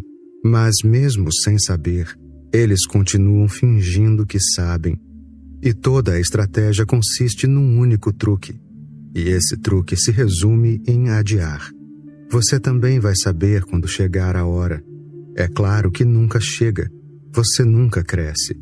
E na época em que você já tem idade e precisa salvar a própria cara, então começa a dizer as mesmas coisas aos seus filhos. Se você ama seus filhos, se ama seus irmãos mais novos, irmãs, nunca diga mentiras a eles. Seja verdadeiro. Diga: eu não sei e estou buscando a resposta. Não adie para amanhã. Toda a nossa vida é um adiamento. Daí o medo da morte. Eu ainda não sei e a morte está chegando. Todo mundo tem medo da morte pela simples razão de que não viveu ainda. O homem que sabe o que é a vida nunca tem medo da morte. Ele dá as boas-vindas à morte. Sempre que a morte vem, ele a recebe de braços abertos. Ele lhe dá as boas-vindas.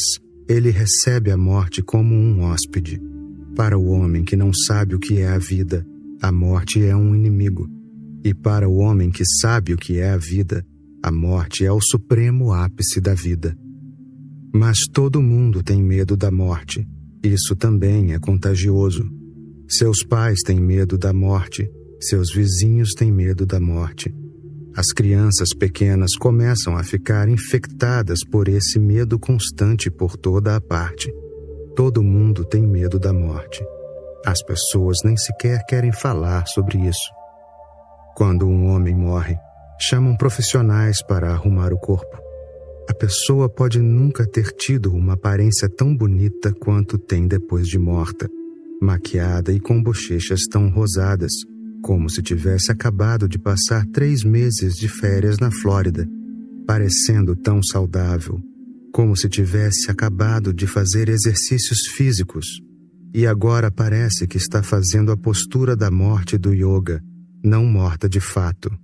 É preciso dar a impressão de que ela não está morta. Até na lápide está escrito: ela não está morta, só está dormindo. E em todas as línguas, sempre que alguém morre, Ninguém diz que a pessoa está morta.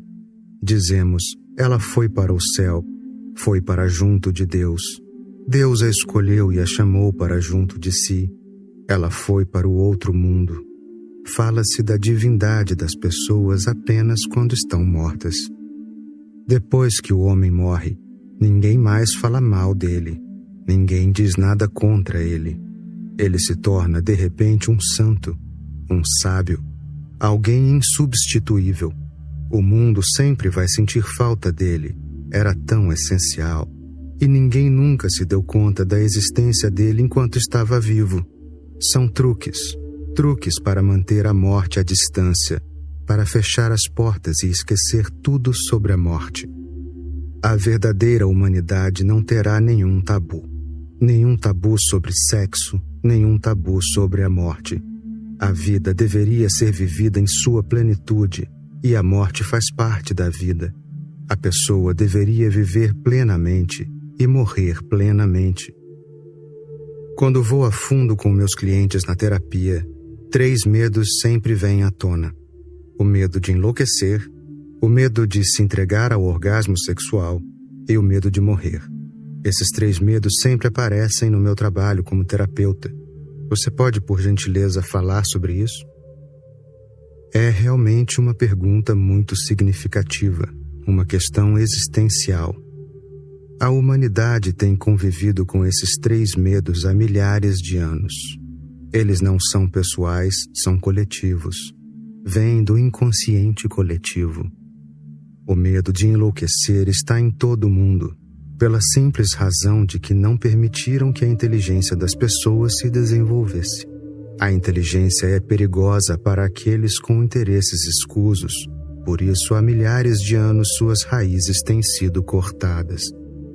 No Japão, eles têm um certo tipo de árvore que é considerado uma grande arte, mas é simplesmente assassinato. As árvores têm 400, 500 anos e 15 centímetros de altura. Gerações de jardineiros têm se dedicado a elas. A técnica consiste em plantar as árvores em vasos sem fundo e ir cortando as raízes. Eles não deixam que as raízes das árvores se aprofundem na terra. E quando você não deixa que as raízes se aprofundem na terra, a árvore simplesmente envelhece. Ela nunca cresce. É um fenômeno estranho ver esse tipo de árvore. Ela parece antiga, mas só fica cada vez mais velha. Nunca cresce, nunca floresce, nem dá frutos. Essa é justamente a situação do ser humano. Suas raízes são cortadas. O homem vive quase sem raízes.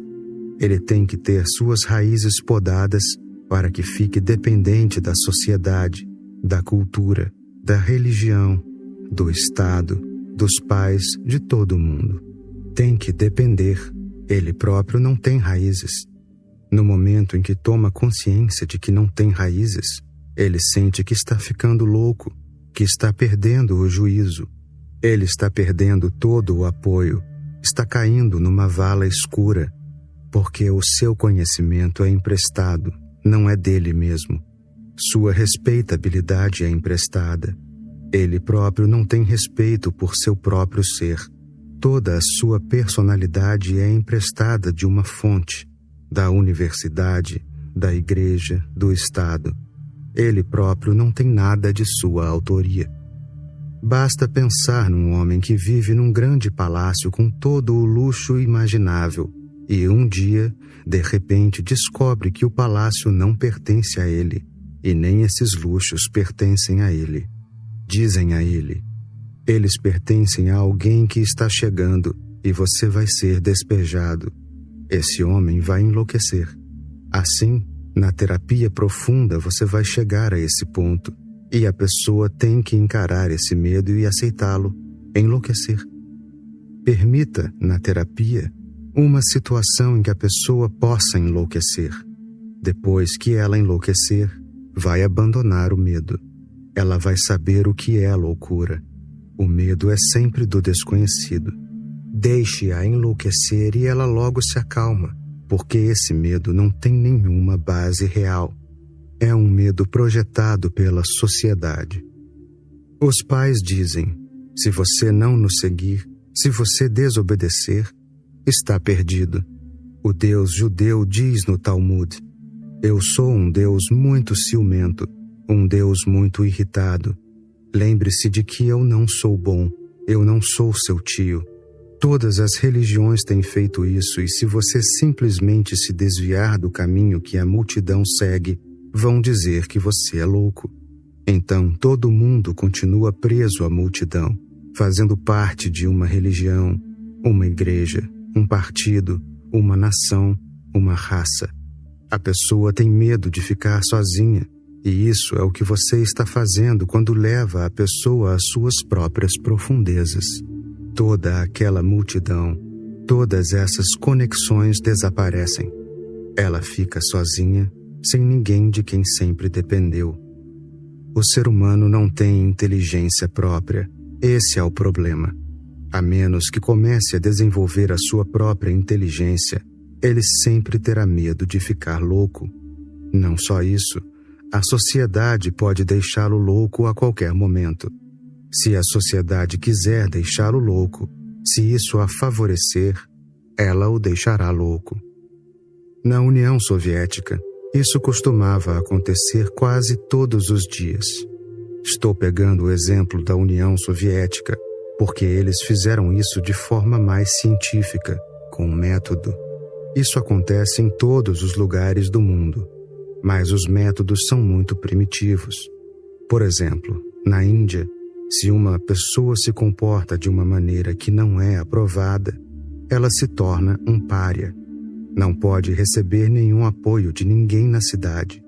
As pessoas não vão nem falar com ela. Sua própria família vai fechar as portas na cara dela. O homem vai ficar louco. Você vai deixá-lo louco. Mas na Rússia soviética fizeram isso com mais método, e eles têm feito isso com as pessoas que ganharam o prêmio Nobel, que tinham inteligência, mas uma inteligência que estava sempre sob controle, sob a supervisão do Estado. Bastava um único ato de desobediência, porque a pessoa ganhou o prêmio Nobel e o governo soviético não queria que ela ficasse com ele, porque esse prêmio vinha de um mundo capitalista e para o governo isso era como um suborno. Era assim que eles compravam as pessoas, e essas eram pessoas que tinham todos os segredos da ciência. Eles não queriam que elas ficassem conhecidas no mundo todo, não queriam que entrassem em contato com outros cientistas, não queriam permitir que aceitassem o prêmio Nobel. Mas se a pessoa insistisse, ela era colocada num hospital. A pessoa ficava dizendo: eu sou perfeitamente saudável.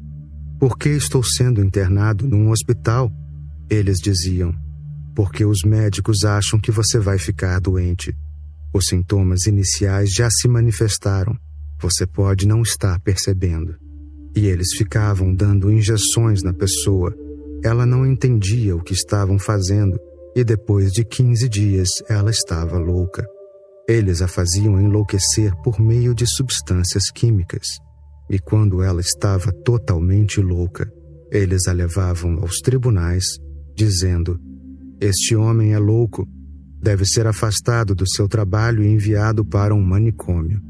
E depois ninguém mais tinha notícias dessas pessoas. Isso era feito de um modo científico, mas toda a sociedade tem feito isso, e o medo se entranhou em reinos muito profundos do inconsciente. O trabalho da terapia é fazer com que a pessoa fique livre desse medo. Se ela se livrar desse medo, fica livre da sociedade, livre da cultura, livre da religião, livre de Deus, do céu, do inferno e de todos esses disparates. Todo esse absurdo faz sentido por causa desse medo. E para dar sentido a todo esse absurdo, cria-se esse medo. É o crime mais vil em que se pode pensar. Ele está sendo cometido contra todas as crianças ao redor do mundo a todo instante, e as pessoas que estão fazendo isso não têm más intenções. Elas pensam que estão fazendo algo bom para a criança. Foram condicionadas por seus pais e estão transferindo o mesmo condicionamento para os filhos. Mas, basicamente, toda a humanidade está à beira da loucura. Na terapia profunda, o medo acomete a pessoa de repente, porque ela está perdendo todas as muletas, os suportes. A multidão está desaparecendo ao longe, ela está ficando sozinha. De repente, há escuridão e medo. Ela nunca foi treinada, disciplinada para ficar sozinha. E essa é a função da meditação. Nenhuma terapia é completa sem a meditação, porque só a meditação pode lhe devolver as suas raízes perdidas, a força de ser um indivíduo. Não há nada a temer, mas o condicionamento é para que você tenha medo a todo momento, a cada passo. Toda a humanidade vive na paranoia. Essa humanidade poderia viver no paraíso. Ela está vivendo no inferno. Então, ajude a pessoa a entender que isso não é nada com que ela precise se preocupar, que ela precise temer. É um medo incutido nela. Toda criança nasce sem medo. Ela pode brincar com uma cobra sem sentir medo. A criança não sabe o que é medo, o que é morte nem nada. A meditação leva a pessoa de volta à infância. Ela renasce. Assim, ajude a pessoa a entender por que existe o medo. Deixe claro que é um fenômeno falso, imposto a ela. Não há com que se preocupar. Nesta situação, você pode enlouquecer. Não tenha medo. Aproveite que, pela primeira vez, você tem uma situação em que pode ficar louco e não ser condenado, mas amado, respeitado. E o grupo tem de respeitar a pessoa, amar a pessoa. Ela precisa disso e vai se acalmar. Vai sair do medo com uma grande liberdade, com grande resistência, força e integridade. O segundo medo é do orgasmo sexual. Isso também é criado pelas religiões. Todas as religiões existem porque fizeram o ser humano se voltar contra suas próprias energias. O sexo é toda a energia do homem, sua energia vital, e profetas e messias religiosos, mensageiros de Deus, estão todos fazendo o mesmo trabalho, com palavras diferentes, idiomas diferentes, mas o trabalho é o mesmo: fazer com que o homem se torne inimigo de si mesmo. E a estratégia básica, porque o sexo é a energia mais poderosa dentro de você, é que o sexo deve ser condenado. A culpa deve ser incutida. Então surge um problema para o indivíduo. Sua natureza é sensual, sexual, e sua mente está cheia de lixo contra ela. Ele fica dividido. Nem pode abandonar a sua natureza, nem pode abandonar a mente, porque abandonar a mente significa abandonar a sociedade, a religião, o profeta, Jesus Cristo e Deus, tudo. Ele não consegue fazer isso a menos que se torne um indivíduo e seja capaz de ficar sozinho, sem nenhum medo. Por isso, no que se refere à mente, o ser humano tem medo do sexo. No entanto, a biologia não tem nada a ver com a mente. A biologia não recebeu nenhuma informação da mente. Não há comunicação. A biologia tem a sua própria forma de funcionamento, de modo que ela vai atraí-lo para o sexo e a sua mente vai estar lá, o tempo todo condenando você. Então, a pessoa faz amor, mas com pressa. Essa pressa tem uma razão muito psicológica. A pressa é porque ela está fazendo algo errado. Está fazendo algo contra Deus, contra a religião. Está se sentindo culpada e não consegue deixar de fazer sexo, de modo que a única concessão é que faça, mas que seja rápida. Isso impede o orgasmo. Agora, existem muitas implicações. Um homem que não conheceu o orgasmo sente-se insatisfeito, frustrado, irritado, porque nunca ficou num estado que a natureza oferece de graça, em que ele poderia relaxar totalmente e tornar-se uno com a existência, pelo menos por alguns segundos. Por causa da sua pressa, ele não consegue chegar ao orgasmo. o sexo tornou-se equivalente à ejaculação. Isso não é verdade no que diz respeito à natureza.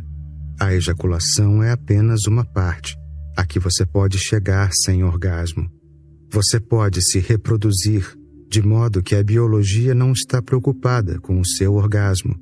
Sua biologia fica satisfeita se você reproduzir, e é possível reproduzir apenas com a ejaculação. Não há necessidade de orgasmo. O orgasmo é uma tremenda dádiva da natureza. O homem é privado dela, e como ele é muito rápido ao fazer amor, a mulher também se priva. A mulher precisa de tempo para se aquecer. Todo o corpo dela é erótico, e a menos que todo o seu corpo esteja latejando de prazer, ela não conseguirá chegar ao orgasmo, porque não há tempo. Portanto, por milhões de anos foi completamente negado às mulheres o seu direito inato. É por isso que elas se tornaram tão mal-humoradas, tão resmungonas, sempre prontas para brigar. Não há possibilidade de se ter uma conversa com uma mulher.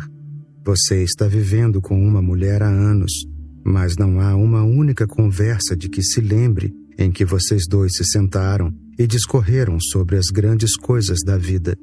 Não, você só consegue se lembrar dela brigando, atirando coisas, sendo desagradável. Mas a mulher não é responsável por isso.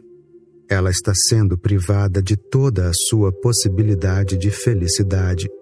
Então, ela se torna negativa. E isso deu uma chance aos sacerdotes. Todas as igrejas e templos estão cheios de mulheres, porque elas perdem mais que os homens. O orgasmo do homem é mais local. O seu corpo não é todo erótico. Então, o corpo dele não sofre nenhum dano se não houver uma experiência orgásmica, mas todo o corpo da mulher sofre. Mas é um bom negócio para as religiões. A menos que as pessoas estejam psicologicamente sofrendo, elas não irão às igrejas, não vão ouvir todo tipo de teologia idiota. E como elas estão sofrendo, querem algum consolo, querem alguma esperança, ao menos após a morte. Na vida elas sabem que não há esperança. Isso é certo. Isso dá às religiões uma chance para mostrar a homens e mulheres que o sexo é uma total futilidade. Não tem nenhum sentido, nenhum significado. Você está desnecessariamente perdendo energia, desperdiçando a sua energia. E o argumento parece correto, porque você nunca sentiu nada. Portanto, ao impedir a experiência do orgasmo, as religiões tornaram homens e mulheres escravos. Agora a mesma escravidão serve a outros interesses escusos. O último padre é o psicanalista. Agora ele está explorando a mesma coisa. Fiquei espantado ao saber que quase todos os novos sacerdotes, especialmente os cristãos, estudam psicologia na faculdade de teologia. Psicologia e psicanálise tornaram-se uma parte necessária da educação deles. Ora, o que a psicologia tem a ver com a Bíblia? O que a psicanálise tem a ver com Jesus Cristo? Eles estão sendo treinados em psicologia e psicanálise, porque é claro que o antigo padre está desaparecendo, perdendo sua influência sobre as pessoas. O padre tem de se atualizar para que possa servir não só como sacerdote religioso, mas também como psicanalista, psicólogo. Naturalmente, o psicólogo não pode competir com ele. Ele tem algo mais, a religião. Mas essa coisa toda aconteceu através de um dispositivo simples, que é condenar o sexo. Assim, quando em seus grupos de terapia você encontrar pessoas que temem o orgasmo, ajude-as a entender que o orgasmo vai torná-las mais sãs, mais inteligentes, menos irritadas, menos violentas, mais amorosas. O orgasmo vai devolver as suas raízes, que foram tomadas de você. Portanto, não fique preocupado. E junto com o medo do orgasmo existirá o medo de enlouquecer. Se no orgasmo a pessoa enlouquece, ajude-a a enlouquecer. Só então ela será capaz de ter um orgasmo em sua totalidade. Mas o orgasmo relaxa cada fibra da sua mente, do seu coração, do seu corpo. É importantíssimo para a meditação que a pessoa passe pela experiência do orgasmo. Depois você pode ajudá-la a entender o que é meditação. É uma experiência orgásmica com toda a existência. Se o orgasmo pode ser tão bonito e tão benéfico, tão saudável, com apenas um único ser humano, a meditação é se unir com o todo que cerca você, desde a menor folha de grama até a maior das estrelas, a milhões de anos-luz de distância. Depois que ela experimenta isso, a questão é sempre a primeira experiência. Uma vez que ela saiba disso, que a loucura não era loucura, mas uma espécie de explosão de alegria e que a calma e a deixa mais saudável, mais inteira, mais inteligente, então o medo do orgasmo desaparece. E com ele, vai-se também a religião, a psicanálise e todo tipo de bobagem pela qual ela está pagando tão caro. O terceiro medo que você diz é o da morte. O primeiro é o de estar sozinho. Grande parte do medo da morte vai ser destruída pela primeira experiência de ficar sozinho e não ter medo. O medo que restará da morte será imediatamente destruído pela experiência do orgasmo, porque no orgasmo a pessoa desaparece. O ego não existe mais. Existe um experimentar, mas o experimentador não existe mais. Essas duas primeiras etapas ajudarão a resolver o terceiro passo muito facilmente.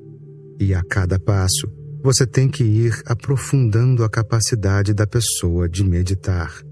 Nenhuma terapia sem meditação ajuda muito. É só superficial, toca um ponto ou outro, e logo a pessoa será a mesma. Uma real transformação nunca acontece sem a meditação. E essas são situações muito belas no que diz respeito à meditação. Por isso, use o primeiro medo para fazer com que a pessoa fique sozinha. Use o segundo para dar a ela coragem e lhe dizer para abandonar todos os pensamentos e ficar loucamente orgásmica. Não ligue para o que acontece, estamos aqui para cuidar de você. Com esses dois passos, o terceiro será muito fácil. É o mais fácil. Parece que é o maior medo do ser humano, mas não é verdade.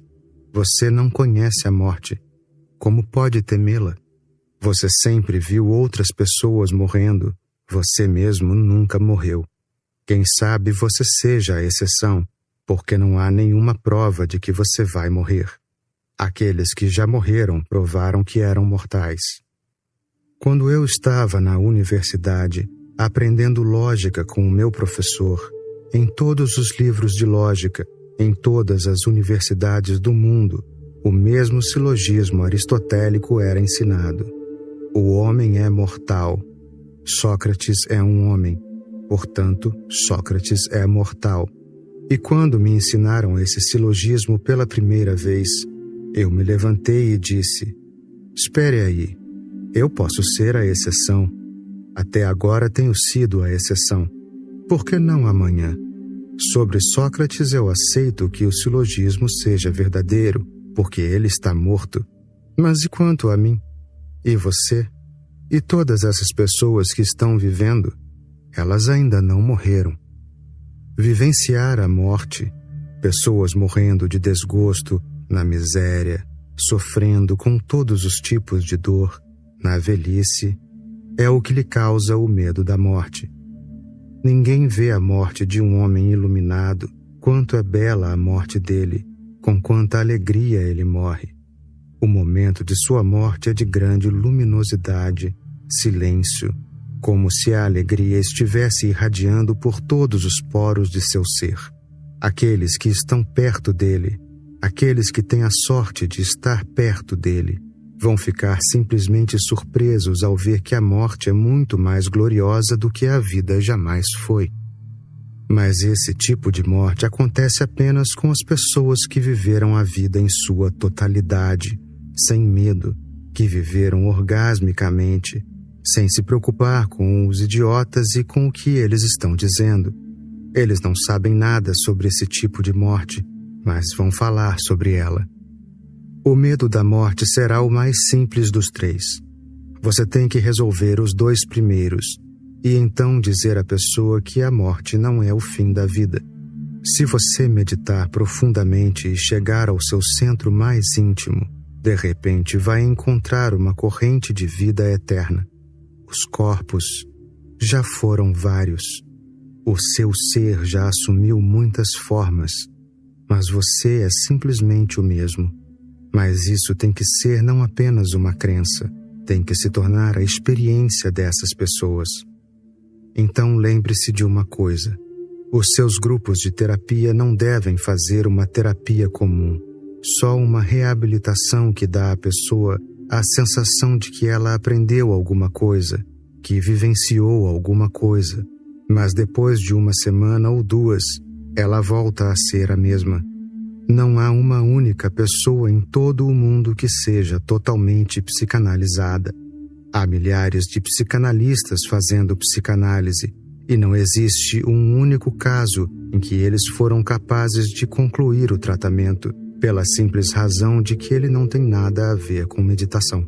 E sem meditação, você pode pintar a superfície, mas a realidade interior permanece a mesma. Meus terapeutas têm de introduzir a meditação como a parte central da terapia, e todo o resto deve girar em torno dela. Então nós fazemos da terapia algo realmente valioso. Não é só a necessidade daqueles que estão doentes ou daqueles que estão de alguma forma mentalmente desequilibrados, ou daqueles que sentem medo, ciúmes, violência. Essa é uma parte negativa da terapia. Nossas terapias devem devolver à pessoa a sua individualidade. Nós trazemos a sua infância e sua inocência de volta. Damos à pessoa integridade, cristalização, de modo que ela nunca tema a morte. E depois que o medo da morte desaparece, todos os outros medos são muito pequenos. Eles vão seguir o mesmo caminho, vão simplesmente desaparecer também. E nós temos que ensinar as pessoas a viver plena e integralmente, confrontando os ensinamentos de todas as religiões. Elas ensinam a renúncia, eu ensino a alegria. Realidades do Oriente e do Ocidente. A ciência ocidental só conhece uma realidade, a realidade da matéria. Ela é pobre, falta-lhe variedade. O misticismo oriental aceita a realidade do eu interior, que você não pode ver, não consegue entender, mas que você é. Você pode despertar para ele ou pode permanecer adormecido. Não faz diferença para a qualidade interior do seu ser. Essa é a sua realidade suprema. E então há o corpo, que é apenas uma aparência. Uma aparência no sentido de que está mudando constantemente. Você vê uma bela mulher ou um homem bonito e eles já estão envelhecendo. Assim que você se alegra com a beleza de uma rosa, não demora para que ela desapareça novamente na terra. Esse tipo de realidade também tem o seu lugar na visão oriental. Eles chamam isso de aparência, mudança de momento a momento. Há um tempo para nascer e há um tempo para morrer. As estações do ano virão novamente e as flores vão florescer outra vez. É a viagem de volta da existência em que tudo vai mudando, exceto o seu ser, o seu centro. Este mundo em mutação é uma realidade relativa. E há outras realidades também, semelhantes a sonhos. Você sabe que elas não existem.